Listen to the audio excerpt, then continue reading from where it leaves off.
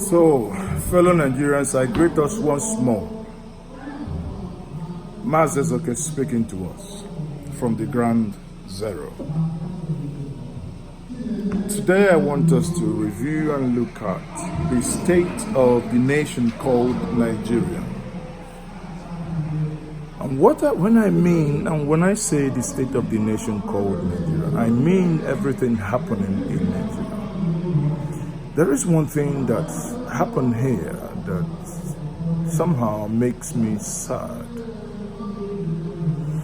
I have come to realize that Nigeria is the only country that I know, if there is any that I don't know, I can't speak about. But Nigeria is the only country that I know that when you are in this country, you leave Nigeria for 6 months, you come back.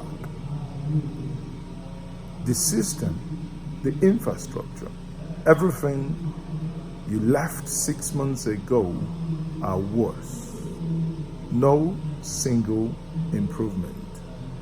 If you had electricity for 12 hours before 6 months ago, rather than you have 13 hours or 14 hours, something that we could do on incremental basis, when you come back again, what you would experience is maybe 8 hours of electricity. If your street was good 2 years ago, 3 years ago, I bet you your street is no longer motorable. Yet, you earn more money, the politicians take more money, the president, everything, we earn more money from oil. We still pay taxes. Why is it that it's only in Nigeria that politicians will build their houses to be better than that of public offices? It doesn't happen anywhere. Anywhere you go in Europe or any serious African countries, public institutions are where you have architectural, masterpiece, or rather masterpieces. But in Nigeria, it's where you see those architectural masterpiece edifices are in the private hands. Ideally, you see, I'm struggling not to mention developed democracies that are like more than 200 or 300 years old. I mean, if you go to America, for instance, the White House and the public buildings, administrative buildings, are much better than what individuals, where individuals live. Then other ones, if you go to France, go to United Kingdom, the Buckingham Palace, everywhere. But it's only sad that it's only in Nigeria that you see our politicians. The other time I saw a glimpse of the house of one of the senators.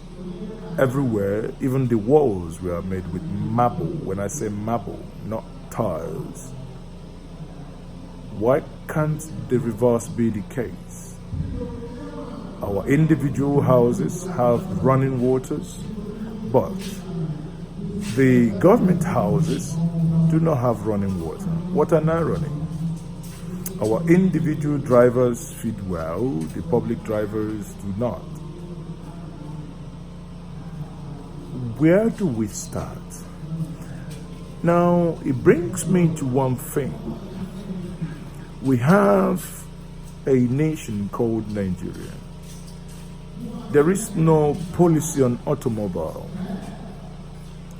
What do I mean? There is nothing like a nationalistic approach to automobile industry. If I'm saying this, in Nnewi we have a man, or rather a factory, Innocent Motors. What stops the government from patronizing Innocent Motors? Say, every single car the government will buy from the year 2019, we will patronize local manufacturers or indigenous companies by 50%. Or let's say, for argument's sake, 10 or 20% for a start. But what do? Nothing. We buy from Japan. That's the Toyota Prado. That's the one that they like using. The senators like BMWs or Mercedes. The president loves Mercedes. That's what is almost in their fleet. Now, where is the indigenous companies? Can we make a law, say, any car be produced in Nigeria? That car should be used in Nigeria. Why can't we do that? Why is this country called Nigeria so disorganized? Why is everyone so disobedient? You know, the government doesn't patronize indigenous people in order to encourage them to outsmart and outbeat the international, or rather the foreign ones, aside where we have some improvements on the local rice production. But aside that, nothing is happening.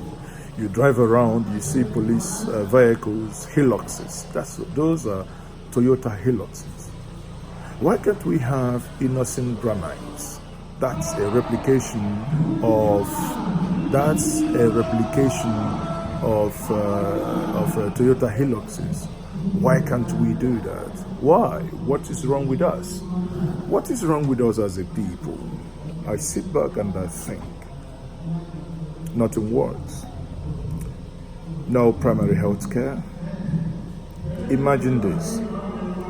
Your mom or your dad, who is in the village, God forbid and woe betide you, that any of them suffers stroke, they are dead.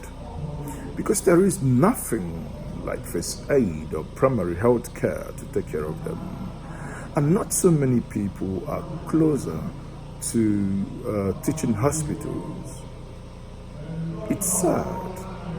It's sad that when you fly internationally, you come to Heathrow, you come to JFK, you come to Ethiopia, anywhere you come, people queue.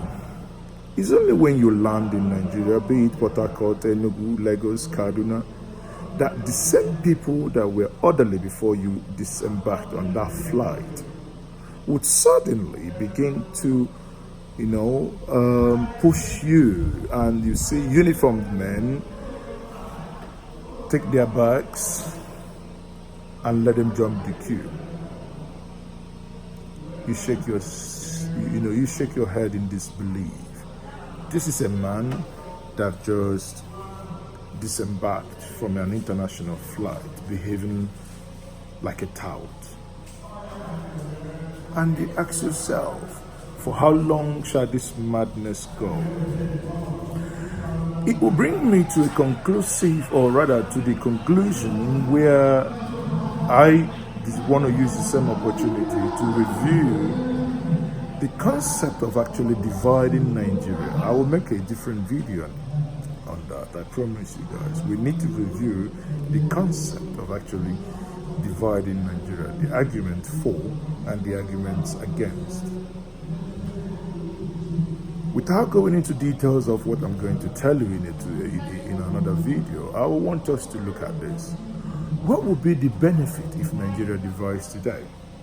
I believe we have to find a way to restructure this country, and if it becomes inevitable, please, for Christ's sake, let us divide this nation. I believe that by the time we divide this nation into 4 or 6 countries, or rather form a confederation of separate nations that have one currency and one defense. America, United Kingdom, those are quasi-confederations. In the United Kingdom, you have Wales, you have the Northern Ireland, you have the Scottish, and you have the England, which is the English people, all formed together to have a United Kingdom as a country. Can we begin to think of having a united Nigeria, where we will have the Southeastern Republic, the Niger Delta Republic, the Oduduwa Republic, the Middle Belt Republic, the Arewa Republic, between the northwest and northeast, then we shall allow them to develop at their own pace. Let them collect their taxes, pay royalty to the federal government, and move.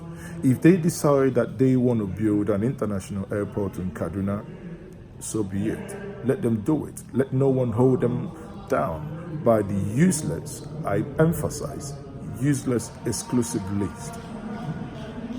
One of the reasons that we are not, I believe we are not doing what we ought to be doing is because of that exclusive list. We believed and we hoped that the National Assembly would have looked into it, or that the APC as a party would have looked into it, as they promised us that they will do. The APC as a party even has a well-researched document on what they call the restructuring document, and they already have that already. So what is stopping us? What is stopping us from doing that? So I believe all this cumulatively comes to the point where the nation is going backwards. You use a road today, tomorrow that road is no longer usable. And I do not believe, sometimes I have ceased to argue with people within Nigeria that have not tested somewhere outside Nigeria. I don't begrudge them, I don't blame them, because they have not seen something better. How would you feel? I challenge any Nigerian, have you ever, as a Nigerian, had light for 3 days non-stop, 3 days non-stop, without a generator, 3 days non-stop without a generator? Have you ever had that? I cannot remember when any Nigerian probably will remember doing that. Everywhere you go is noise pollution. Everyone running big diesel engines, generating sets in their houses, polluting, and no one actually knows of how many people dying because of those pollutions. You come into Lagos, we're driving everywhere like mad people, polluting all the air. Do you know how many lung cancers we've caused? Wow. We put it to pastors. The pastors are basically taking over and demonizing every sickness that you have, that someone is after you, someone has poisoned you, someone has done this, and someone has done that. We are, as a people, as a nation, a total mess. I believe we can call for citizen action, but before we do that, let us, as Nigerians, start doing the right thing from our various families. Do not give bribe, do not take. Do not steal, and if everybody stops stealing, no one would steal. Do the right thing. If it's sanitation, go out, clean your houses, get the rubbish out.